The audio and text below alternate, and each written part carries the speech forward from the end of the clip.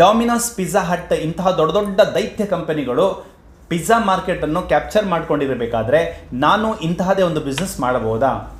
100% ಮಾಡ್ಬೋದು. ನಿಮ್ಮ ಹತ್ರ ಡಿಫ್ರೆಂಟ್ ಅದೇನಾದರೂ ಕಾನ್ಸೆಪ್ಟ್ ಇದ್ದರೆ ಈ ಬಿಸ್ನೆಸ್ಸನ್ನು ನೀವು ಮಾಡ್ಬೋದು. ಸ್ನೇಹಿತರೆ, ಲಾಸ್ಟ್ ವೀಕ್ ನನ್ನ ಆಫೀಸಿಗೆ ಒಬ್ಬ ವ್ಯಕ್ತಿ ಬರ್ತಾರೆ. ಸರ್, ನನಗೇನಾದರೂ ಬಿಸ್ನೆಸ್ ಮಾಡಬೇಕು, ಪ್ರೆಸೆಂಟ್ ನಾನು ಜಾಬ್ ಮಾಡ್ತಾ ಇದ್ದೀನಿ, ಏನು ಬಿಸ್ನೆಸ್ ಮಾಡ್ಬೋದು ಕೇಳ್ತಾರೆ. ನಾನು ಹೇಳ್ತೀನಿ, ನಿಮ್ಗೆ ಯಾವುದರಲ್ಲಿ ನಾಲೆಜ್ ಇದೆ, ಯಾವುದರಲ್ಲಿ ಇಂಟ್ರೆಸ್ಟ್ ಇದೆ, ಆ ಬಿಸ್ನೆಸ್ನ ನೀವು ಮಾಡ್ಬೋದು. ಸೆಕೆಂಡ್ ಕ್ವೆಶ್ಚನ್ ಏನಿರುತ್ತೆ, ಸರ್ ತುಂಬ ಕಾಂಪಿಟೇಷನ್ ಇದೆಯಲ್ಲ, ನಾನು ರೆಸ್ಟೋರೆಂಟ್ ಮಾಡಬೇಕಂತ ಮಾಡಿದ್ದೀನಿ, ತುಂಬ ಕಾಂಪಿಟೇಷನ್ ಇದೆಯಲ್ಲ. ನಾನೊಂದು ಮಾತು ಹೇಳ್ತೀನಿ, ಕಾಂಪಿಟೇಷನ್ ಇಲ್ಲದೇ ಇದ್ದರೆ ಅದಕ್ಕೆ ಬಿಸ್ನೆಸ್ ಅಂತ ಕರೆಯಲ್ಲ. ಆ್ಯಂಡ್ ಯಾವ ಬಿಸ್ನೆಸ್ಸಲ್ಲಿ ಕಾಂಪಿಟೇಷನ್ ಇಲ್ಲ ಅಂತ ಹೇಳಿ. ಆ ವ್ಯಕ್ತಿ ಹತ್ರ ಆನ್ಸರ್ ಇರಲಿಲ್ಲ. ಕಾಂಪಿಟೇಷನ್ ಎಲ್ಲದರಲ್ಲೂ ಇದೆ, ಯಾರು ಕಾಂಪಿಟೇಟರೇ ಇಲ್ಲ ಅಂತ ಯಾವ ಬಿಸ್ನೆಸ್ಸು ಇಲ್ಲ, ಮೊನೋಪಲಿ ಇಲ್ಲ. ಝೀರೋ ಕಾಂಪಿಟೇಷನ್ ಪರ್ಸನಾಲಿಟಿ ಇರುತ್ತೆ. ಅಂದರೆ ನೀವು ಕೊಡುವ ಸರ್ವಿಸ್ ಆಗಿರ್ಬೋದು, ನಿಮ್ಮ ಡಿಫ್ರೆಂಟ್ ಥಾಟ್ ಆಗಿರ್ಬೋದು, ನಿಮ್ಮ ಐಡಿಯಾಸ್ ಆಗಿರ್ಬೋದು, ಇದೆಯಲ್ಲ ಇದು ಡಿಫ್ರೆಂಟ್ ಆಗಿರುತ್ತೆ. ಇದು ಝೀರೋ ಕಾಂಪಿಟೇಷನ್, ಇದಕ್ಕೆ ಕಾಂಪಿಟೇಷನ್ ಇಲ್ಲದೇ ಇದ್ದಿರ್ಬೋದು. ಬಟ್ ಬಿಸ್ನೆಸ್ಸಿಗೆ ಕಾಂಪಿಟೇಷನ್ ಇರುತ್ತೆ. ಸ್ನೇಹಿತರೆ, 90% ಆಫ್ ದ ಕಾರ್ಪೊರೇಟ್ ಎಂಪ್ಲಾಯೀಸ್ ಇದ್ದಾರಲ್ಲ, ಅವ್ರು ಯಾರಿಗೂ ಬಿಲ್ಕುಲ್ ಜಾಬ್ ಮಾಡಲಿಕ್ಕೆ ಇಷ್ಟ ಇಲ್ಲ. ಬಟ್ ಮಾಡಲೇಬೇಕು, ಲೈಫ್ ಲೀಡ್ ಮಾಡಬೇಕಾದ್ರೆ ಮಾಡಲೇಬೇಕಲ್ವಾ? ಸೊ ಅದಕ್ಕೋಸ್ಕರ ಮಾಡ್ತಾ ಇದ್ದಾರೆ. ಬಿಟ್ಟರೆ 90% ಆಫ್ ದ ಕಾರ್ಪೊರೇಟ್ ಎಂಪ್ಲಾಯೀಸಿಗೆ ಜಾಬ್ ಮಾಡಲಿಕ್ಕೆ ಇಷ್ಟ ಇಲ್ಲ, ಇನ್ನೊಬ್ರು ಅಡಿಯಾಳಾಗಿ ದುಡಿಲಿಕ್ಕೆ ಇಷ್ಟವೇ ಇರೋದಿಲ್ಲ. ನಾನೇನಾದರೂ ಸ್ವಂತ ಬಿಸ್ನೆಸ್ ಮಾಡಬೇಕು, ನನಗೆ ನಾನೇ ಬಾಸ್ ಆಗಿರಬೇಕು, ಇನ್ನೊಬ್ರು ಅಡಿಯಾಳಾಗಿ ದುಡಿಬಾರ್ದು ಅಂತ ಹೇಳಿ ಥಿಂಕ್ ಮಾಡ್ತಾ ಇರ್ತಾರೆ. ಏನಾದರೂ ಬಿಸ್ನೆಸ್ ಮಾಡಬೇಕು. ಸೊ ಶನಿವಾರ ಆದಿತ್ಯವಾರ ಥಿಂಕ್ ಮಾಡ್ತಾನೆ ಇರ್ತಾರೆ, ಮಂಡೇ ಎದ್ದುಕೊಂಡು ಅಗೈನ್ ಜಾಬಿಗೆ ಹೋಗ್ತಾರೆ. ಅದರಲ್ಲಿ ಒಂದು 10% ಜನ ಏನು ಮಾಡ್ತಾರೆ, ಜಾಬಿಗೆ ಹೋಗದೆ ತನ್ನದೇ ಆದ ಒಂದು ಸ್ವಂತ ಸ್ಟಾರ್ಟಪ್ಪನ್ನು ಸ್ಟಾರ್ಟ್ ಮಾಡ್ತಾರೆ. ಅದರಲ್ಲಿ ಒಂದಿಷ್ಟು ಜನ ಸಕ್ಸಸ್ ಆಗ್ತಾರೆ. ಅಂಥದ್ದೇ ಒಬ್ಬ HCL ಅಲ್ಲಿ ಕೆಲಸ ಮಾಡಿದಂಥ ಒಬ್ಬ ಕಾರ್ಪೊರೇಟ್ ಎಂಪ್ಲಾಯಿ ಇದೇ ಮೈಂಡ್ಸೆಟ್ ಇಟ್ಕೊಂಡು ಫ್ರೈಡೇ ಥಿಂಕ್ ಮಾಡಿ ಮಂಡೇ ಆಗುವಷ್ಟೊತ್ತಿಗೆ ಒಂದು ಬಿಸ್ನೆಸ್ಸನ್ನು ಸ್ಟಾರ್ಟ್ ಮಾಡ್ತಾರೆ, ಪಿಜ್ಜಾ ಬಿಸ್ನೆಸ್. ಸ್ನೇಹಿತರೆ, 80-90% ಮಾರ್ಕೆಟನ್ನು ಕ್ಯಾಪ್ಚರ್ ಮಾಡ್ಕೊಂಡಿದ್ದ ಪಿಜ್ಜಾ ಹಟ್ ಆ್ಯಂಡ್ ಡಾಮಿನೋಸ್ ಇದರ ಎದುರಿಗೆ ಒಂದು ಬಿಸ್ನೆಸ್ಸನ್ನು ಸ್ಟಾರ್ಟ್ ಮಾಡಿ ಇದೆರಡು ಇಂಟರ್ನ್ಯಾಷನಲ್ ಬ್ರ್ಯಾಂಡಿಗೆ ಟಕ್ಕರ್ ಕೊಟ್ಟಿದ್ದು ಇಂಡಿಯನ್ ಸ್ವದೇಶಿ ಪಿಜ್ಜಾ ಕಂಪನಿ ಲ್ಯಾಪಿನೋಸ್ ಪಿಜ್ಜಾ. ಸ್ನೇಹಿತರೆ, ಇವತ್ತು 1,000 ಕೋಟಿ ಟರ್ನ್ ಓವರ್ ಇದೆ ಆ್ಯಂಡ್ 600ಕ್ಕೂ ಹೆಚ್ಚು ಸ್ಟೋರ್ಗಳಿವೆ ದೇಶಾದ್ಯಂತ. ಆ್ಯಂಡ್ ಮೋರ್ ಓವರ್ ದ್ಯಾಟ್ ಇದು ಸ್ವದೇಶಿ, ಭಾರತದ ಒಬ್ಬ ವ್ಯಕ್ತಿ ಸ್ಟಾರ್ಟ್ ಮಾಡಿರೋಂಥ ಒಂದು ಕಂಪನಿ. ಸ್ನೇಹಿತರೆ, ಯಾವುದೇ ಒಂದು ಬಿಸ್ನೆಸ್ಸು ಸ್ಪೀಡಾಗಿ ರ್ಯಾಪಿಡಾಗಿ ಗ್ರೋತ್ ಆಗ್ತಾ ಇದೆ ಅಂತ ಹೇಳಿದರೆ ನಾವು ಹೇಳ್ಬೋದು. ಎಕ್ಸಾಂಪಲ್ ಝೂಡಿಯೋ.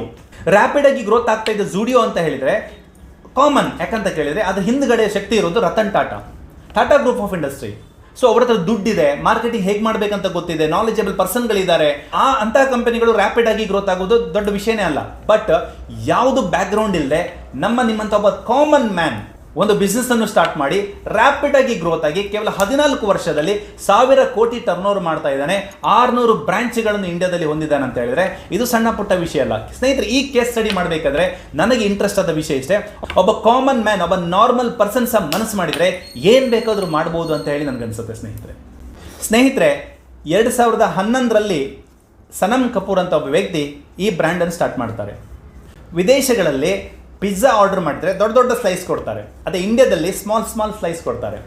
ಇದನ್ನು ಅಪಾರ್ಚುನಿಟಿಯಾಗಿ ತಗೊಳ್ತಾರೆ ಈ ಸನಮ್ ಕಪೂರ್. ಸೊ ತನ್ನದೇ ಆದ ಒಂದು ಬ್ರ್ಯಾಂಡನ್ನು ಸ್ಟಾರ್ಟ್ ಮಾಡ್ತಾರೆ, ಪಿನಾಕಿಯೋ ಪಿಜ್ಜಾ ಅಂದ್ಬಿಟ್ಟು. ಪಿನಾಕಿಯೋ ಪಿಜ್ಜಾ ಸ್ಟಾರ್ಟ್ ಮಾಡಿದಾಗ ಇವರಿಗೆ ಒಂದು ಐಡಿಯಾ ಹೊಳೆಯುತ್ತೆ. 2011 ಆ ಕಾಲದಲ್ಲಿ ಪಿಜ್ಜಾ ಅನ್ನೋದಿದೆಯಲ್ಲ, ಇದು ಒಂದು ಲೆವೆಲ್, ಒಂದು ಕ್ಲಾಸ್ ಪೀಪಲ್ಗಳಿಗೆ ಮಾತ್ರ ಸೀಮಿತವಾಗಿತ್ತು. ಸ್ಟಾರ್ ಹೋಟೆಲ್ಗಳಲ್ಲಿ ಸಿಗುವಂಥ ಫುಡ್ ಆಗಿತ್ತು. ನಾರ್ಮಲ್ ಅಥವಾ ಕಾಮನ್ ಮ್ಯಾನ್, ಮಿಡಲ್ ಕ್ಲಾಸ್ ಪೀಪಲ್ಗಳಿಗೆ ಇದು ಕೈಗೆಟುಕುವ ದರದಲ್ಲಿ ಇರಲಿಲ್ಲ. ಆಗ ಈ ವ್ಯಕ್ತಿಗೆ ಇದೆಲ್ಲ ಅಪಾರ್ಚುನಿಟಿಗೆ ಕಾಣಿಸುತ್ತೆ.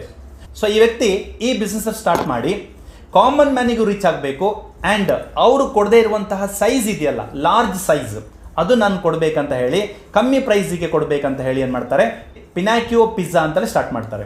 ಕೇವಲ 120 ಸ್ಕ್ವೇರ್ ಫೀಟಲ್ಲಿ ಚಂಡೀಗಢದಲ್ಲಿ ಸ್ಟಾರ್ಟ್ ಆದಂಥ ಈ ಒಂದು ಕಂಪನಿ 1 ವರ್ಷ ಒಂದೇ ಬ್ರಾಂಚ್ ಇರುತ್ತೆ. 2ನೇ ವರ್ಷಕ್ಕೆ ಮೊಹಾಲಿಯಲ್ಲಿ ಬ್ರಾಂಚನ್ನು ಸ್ಟಾರ್ಟ್ ಮಾಡ್ತಾರೆ. ಇಲ್ಲಿ ನೋಡಿ ಅವರ ಅದೃಷ್ಟ ಬದಲಾಗುತ್ತೆ. ಮೊಹಾಲಿಯಲ್ಲಿ ಒಬ್ಬ ಕಸ್ಟಮರ್ ಪೇಮೆಂಟ್ ಮಾಡ್ತಾ ಇರಬೇಕಾದ್ರೆ ಈ ವ್ಯಕ್ತಿಗೆ ಬಂದು ಹೇಳ್ತಾರೆ, ನಿಮ್ಮ ಪಿಜ್ಜಾ ತುಂಬ ಚೆನ್ನಾಗಿದೆ, ಟೇಸ್ಟಿ ಆಗಿದೆ, ಸರ್ವಿಸು ತುಂಬ ಚೆನ್ನಾಗಿದೆ, ಡಿಫ್ರೆಂಟ್ ಆಗಿದೆ taste, and more over that Indian recipe ಇದೆ. ಸೊ ನೀವು ನಮಗೆ ಫ್ರಾಂಚೈಸಿ ಕೊಡ್ತೀರಾ ಅಂತ ಕೇಳ್ತಾರೆ. ಮೊದಲೇ ಸಣ್ಣ ಕಂಪನಿ, ಸ್ಟಾರ್ಟಿಂಗ್ ಸ್ಟೇಜಲ್ಲಿದೆ. ಯಾರಾದರೂ ಬಂದು ನನಗೆ ಫ್ರಾಂಚೈಸಿ ಕೊಡ್ತೀರಾ ಅಂತ ಕೇಳೋದೇ ತಡ, ತುಂಬ ಖುಷಿ ಆಗ್ಬಿಡತ್ತಲ್ವಾ. ಸೊ ಈ ವ್ಯಕ್ತಿಗೆ ಅದೇ ಆಗಿತ್ತು. ಸೊ ಫ್ರಾಂಚೈಸಿ ಕೊಡ್ತಾರೆ. ಸೊ ದೊಡ್ಡ ದೊಡ್ಡ ಕಂಪನಿಗಳ ಎಕ್ಸಾಂಪಲ್ ಡಾಮಿನೋಸ್ ಪಿಜ್ಜಾ ಇದೆಯಲ್ಲ, ಇದು ಇಂಟರ್ನ್ಯಾಷನಲ್ ಬ್ರ್ಯಾಂಡ್, ನಮ್ಮ ದೇಶದ್ದಲ್ಲ, ಹೊರ ದೇಶದ ಕಂಪನಿ. ಇವರು ಇಂಡಿಯಾದಲ್ಲಿ ಫ್ರಾಂಚೈಸಿ ಕೊಡಬೇಕಂತ ಹೇಳಿದ್ರೆ ಡೈರೆಕ್ಟಾಗಿ ಫ್ರಾಂಚೈಸಿ ಕೊಡಲ್ಲ.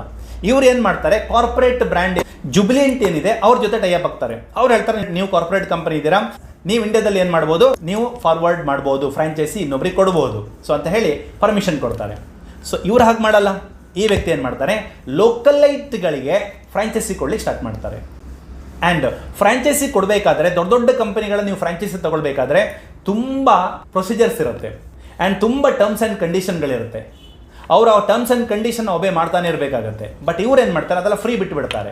ಲೋಕಲೈಟ್ ಕಸ್ಟಮರಿಗೆ ಕೊಟ್ಟಾಗ ತುಂಬ ಬೆನಿಫಿಟ್ಸ್ ಏನಂತ ಹೇಳಿದ್ರೆ, ಎಕ್ಸಾಂಪಲ್ ನನ್ನ ಹತ್ರ ಒಂದು ಕಂಪನಿ ಇದೆ, ನಾನೇ ಹೋಗಿ ಬ್ರಾಂಚ್ ಓಪನ್ ಮಾಡೋ ಬದಲು ನಾನು ಏನಾದರೂ ಫ್ರಾಂಚೈಸಿ ಕೊಟ್ಟರೆ ಬೆಂಗಳೂರಿನಲ್ಲಿ, ಒಂದು ಬೆಂಗಳೂರು ಲೋಕಲೈಟ್ಸಿಗೆ ಕೊಟ್ಟರೆ ಅವರಿಗೆ ಜಿಯೋಗ್ರಫಿ ಗೊತ್ತಿದೆ, ಬೆಂಗಳೂರು ಜನರ ಟೇಸ್ಟ್ ಗೊತ್ತಿರುತ್ತೆ, ಸರ್ವಿಸ್ ಹೆಂಗೆ ಕೊಡಬೇಕು, ಹೇಗೆ ಮಾತಾಡಬೇಕು ಎಲ್ಲ ಗೊತ್ತಿರುತ್ತೆ. ಆ್ಯಂಡ್ ಯಾವ ಏರಿಯಾದಲ್ಲಿ ಫುಡ್ ಫಾಲ್ಸ್ ಜಾಸ್ತಿ ಇದೆ ಅಂತಲೂ ಗೊತ್ತಿರುತ್ತೆ. ಒಂದು ಸೆಕೆಂಡು, ಅವರ ಫುಡ್ ಕಲ್ಚರ್ ಬಗ್ಗೆನೂ ಗೊತ್ತಿರುತ್ತೆ. ಮೂರನೇದು, ನಾನು ಫ್ರಾಂಚೈಸಿ ಕೊಡೋದ್ರಿಂದ ನನ್ನ ಬ್ರ್ಯಾಂಡ್ ನೇಮ್ ದೊಡ್ಡದಾಗುತ್ತೆ, ಬ್ರ್ಯಾಂಡ್ ಅವೇರ್ನೆಸ್ ಆಗುತ್ತೆ.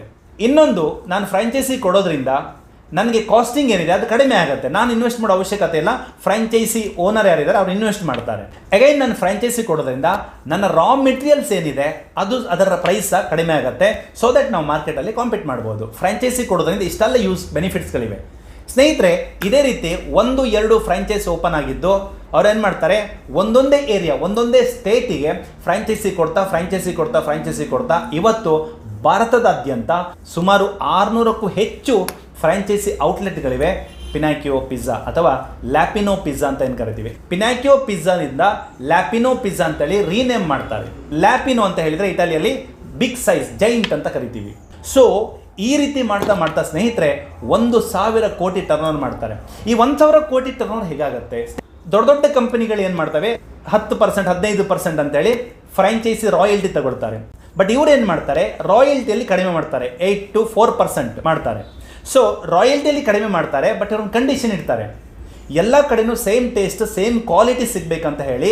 ರಾ ಮೆಟೀರಿಯಲ್ ಇದೆಯಲ್ಲ, ಏನು ಎಕ್ಸಾಂಪಲ್, ಈಗ ಆಲೂಗಡ್ಡೆ ಆಗಿರ್ಬೋದು, ಟೊಮ್ಯಾಟೊ ಆಗಿರ್ಬೋದು, ಹಸಿಮೆಣಸು ಆಗಿರ್ಬೋದು, ಶುಂಠಿ ಆಗಿರ್ಬೋದು, ಮೈದಾ ಆಗಿರ್ಬೋದು, ಈ ರೀತಿ ರಾ ಮೆಟೀರಿಯಲ್ಸ್, ಪಿಜ್ಜಾ ಮಾಡೋಕ್ಕೆ ಏನಾದ್ರು ರಾ ಮೆಟೀರಿಯಲ್ಸ್ ಬೇಕು, ರಾ ಮೆಟೀರಿಯಲ್ಸ್ಗಳು ಅವರಿಂದನೇ ಪ್ರೊಕ್ಯೂರ್ ಮಾಡಬೇಕು ಅಂತ ಹೇಳಿ ಕಂಡೀಷನ್ ಇಡ್ತಾರೆ. ಸೇಮ್ ಟೇಸ್ಟ್ ಬರಬೇಕು, ಸೇಮ್ ಸೈಜ್ ಬರಬೇಕು, ಕ್ವಾಲಿಟಿ ಕೊಡಬೇಕು ಅಂತ ಹೇಳಿ. ಲೋಕಲೈಟ್ ಆಗಿ ನಾವೇನಾದರೂ ಪರ್ಚೇಸ್ ಮಾಡ್ತಾ ಹೋದರೆ ಅಲ್ಲಿ ಕ್ವಾಲಿಟಿ ಕಾಂಪ್ರಮೈಸ್ ಆಗುತ್ತೆ. ಸೊ ಬರೇ ರಾ ಮೆಟೀರಿಯಲಿಂದಾನೇ ಇವರ ಟರ್ನ್ ಓವರ್ ಬಂದುಬಿಟ್ಟು 700 crores. ಸೊ ಇದೇನಾಗುತ್ತೆ, B2B ಮಾಡೆಲ್, ಅಂದರೆ ಬಿಸ್ನೆಸ್ ಟು ಬಿಸ್ನೆಸ್ ಮಾಡೆಲ್ ಆಗಿ ಬೆಳೆಯುತ್ತೆ. ಪಿಜ್ಜಾದಿಂದ ಬರುವಂಥದ್ದು ಕೇವಲ 300 ಕೋಟಿ ಟರ್ನ್ ಓವರ್. ಉಳಿದ 700 crores ಏನಿದೆ ಅದು ರಾ ಮೆಟೀರಿಯಲ್ಸಿಂದ ಬರುತ್ತೆ. ಸ್ನೇಹಿತರೆ, 2013ರಲ್ಲಿ ಈ ವ್ಯಕ್ತಿ 1 ಫ್ರಾಂಚೈಸಿ ಕೊಡ್ತಾರೆ, 2015ರಲ್ಲಿ 50 ಫ್ರಾಂಚೈಸಿ ಕೊಡ್ತಾರೆ, 2017ರಲ್ಲಿ 100 ಫ್ರಾಂಚೈಸಿ ಕೊಡ್ತಾರೆ, 2019ರಲ್ಲಿ 200 ಫ್ರಾಂಚೈಸಿ ಆಗುತ್ತೆ, 2021ರಲ್ಲಿ 300 ಫ್ರಾಂಚೈಸಿ ಆಗುತ್ತೆ, 2023ರಲ್ಲಿ 600+ ಫ್ರಾಂಚೈಸಿ ಆಗುತ್ತೆ. ಸೊ ಈ ರೀತಿ ಲ್ಯಾಪಿನೋ ಪಿಜ್ಜಾ ಇದೆಯಲ್ಲ, ಮಾರ್ಕೆಟನ್ನು ಕ್ಯಾಪ್ಚರ್ ಮಾಡುತ್ತೆ. ಇವತ್ತು ಇಂಡಿಯಾದಲ್ಲಿ ನಂಬರ್ 1 ಆ್ಯಂಡ್ ನಂಬರ್ 2 ಪ್ಲೇಸಲ್ಲಿ ಪಿಜ್ಜಾ ಹಟ್ ಆ್ಯಂಡ್ ಡಾಮಿನೋಸ್ ಇದ್ದರೆ, ನಂಬರ್ 3rd ಪ್ಲೇಸಲ್ಲಿ ಲ್ಯಾಪಿನೋ ಪಿಜ್ಜಾ ಇದೆ ಸ್ನೇಹಿತರೆ. ಅಂದರೆ ದೊಡ್ಡ ಕಂಪನಿಗಳಿಗೆ ಟಕ್ಕರ್ ಕೊಟ್ಟಿದ್ದು ಈ ಲ್ಯಾಪಿನೋಸ್ ಪಿಜ್ಜಾ. ಇಲ್ಲಿ ನಾನು ಆವಾಗಲೇ ಹೇಳಿದೆ, ಇಂಡಿಯನ್ ಟ್ರೆಡಿಷನ್ ಟೇಸ್ಟನ್ನು ಇನ್ವಾಲ್ವ್ ಮಾಡಿದ್ದಾರೆ. ಯಾವುದೇ ಇಂಟರ್ನ್ಯಾಷನಲ್ ಬ್ರ್ಯಾಂಡನ್ನು ಕಾಪಿ ಮಾಡದೆ ಓನ್ ರೆಸಿಪಿಯನ್ನು ಕ್ರಿಯೇಟ್ ಮಾಡಿಕೊಂಡು ಇವತ್ತು ಭಾರತದ ಫ್ಲೇವರ್ಸ್ ಏನಿದೆ, ನಮ್ಮ ಇಂಡಿಯನ್ ಫ್ಲೇವರ್ಸ್ ಏನಿದೆ ಅದನ್ನು ಆ್ಯಡ್ ಮಾಡಿ ಡಿಫ್ರೆಂಟಾಗಿ 2 ಕಂಪನಿಗಳಿಗೆ ಡಿಫ್ರೆಂಟಾಗಿ ಇವತ್ತು ಟಕ್ಕರ್ ಕೊಡ್ತಾ ಇದೆ. ಸ್ನೇಹಿತರೆ, ಇಲ್ಲಿ ಇನ್ನೊಂದು ಲರ್ನಿಂಗ್ಸ್ ಏನು ಕೇಳಿದರೆ, ನಿಮಗೇನಾದರೂ ಬಿಸ್ನೆಸ್ ಮಾಡೋ ಐಡಿಯಾಸ್ ಇದ್ದರೆ ಫಸ್ಟ್ ಮಾರ್ಕೆಟ್ ರಿಸರ್ಚ್ ಮಾಡಿ, ಅಲ್ಲಿ ಜನಗಳಿಗೆ ಏನು ಇಷ್ಟ ಆಗಲ್ಲ ನೋಡಿ, ಆ ಜನಗಳಿಗೆ ಯಾವುದು ಇಷ್ಟ ಆಗಲ್ಲಲ್ವಾ ಅದು ನಿಮ್ಮ ಅಪಾರ್ಚುನಿಟಿ. ಜನಗಳು ಏನು ಬಯಸ್ತಾ ಇದ್ದಾರೆ ಅಲ್ವಾ ಅದು ನಿಮ್ಮ ಅಪಾರ್ಚುನಿಟಿ. ಸೊ ಈ ರೀತಿ ಮಾರ್ಕೆಟ್ ಸ್ಟಡಿ ಮಾಡಿದಾಗ ನಿಮ್ಮ ಸ್ಟಾರ್ಟಪ್ ಐಡಿಯಾ ಅಲ್ಲಿಂದ ಹುಟ್ಕೊಳ್ಳುತ್ತೆ. ನಿಮಗೇನಾದರೂ ಬಿಸ್ನೆಸ್ ಮಾಡಬೇಕಂತ ಹೇಳಿದರೆ, ನಿಮ್ಮ ಹತ್ರ ಐಡಿಯಾಸ್ ಇದೆ ಸರ್, ಈ ಐಡಿಯಾವನ್ನು ಹೇಗೆ ಇಂಪ್ಲಿಮೆಂಟ್ ಮಾಡಬೇಕು, ಮಾರ್ಕೆಟಿಗೆ ಹೇಗೆ ತಗೊಂಡು ಹೋಗಬೇಕು, ಹೇಗೆ ಇದನ್ನು ಇಂಪ್ಲಿಮೆಂಟ್ ಮಾಡಬೇಕು ಅಂತ ಹೇಳಿ ಏನಾದರೂ ಡೌಟ್ ಇದ್ದರೆ ಕೆಳಗೆ ಕಾಣ್ತಿರೋ ನಂಬರಿಗೆ ನೀವು ಫೋನ್ ಮಾಡ್ಬೋದು. ಸೊ ಅಥವಾ ವಾಟ್ಸಪ್ ಮಾಡ್ಬೋದು. ನಾವು ನಿಮಗೆ ಸಜೆಸ್ಟ್ ಮಾಡ್ತೀವಿ, ಗೈಡ್ ಮಾಡ್ತೀವಿ ಅಂತ ಹೇಳ್ತಾ, ಸೊ ಆಲ್ ದ ಬೆಸ್ಟ್. ಸ್ನೇಹಿತರೆ, ನಿಮ್ಗೇನಾದರೂ ಕನ್ನಡದ ಮೇಲೆ ಅಭಿಮಾನ ಇದ್ದರೆ, ಸೊ ಕನ್ನಡವನ್ನು ಬೆಳೆಸಬೇಕಂತ ಇದ್ದರೆ ಈ ವಿಡಿಯೋನು ಆದಷ್ಟು ನಿಮ್ಮ ಗ್ರೂಪ್ಗಳಿಗೆ ಆ್ಯಂಡ್ ನಿಮ್ಮ ಸ್ನೇಹಿತರಿಗೆ ಶೇರ್ ಮಾಡ್ತಾ, ಸೊ ಕನ್ನಡವನ್ನು ಬೆಳೆಸ್ಬೋದು, ಅದರ ಮುಖಾಂತರ ನಿಮ್ಮ ಸ್ನೇಹಿತರಿಗೆ ಹೆಲ್ಪ್ ಮಾಡ್ಬೋದು ಅಂತ ಹೇಳ್ತಾ, thank you so much, all the best, bye.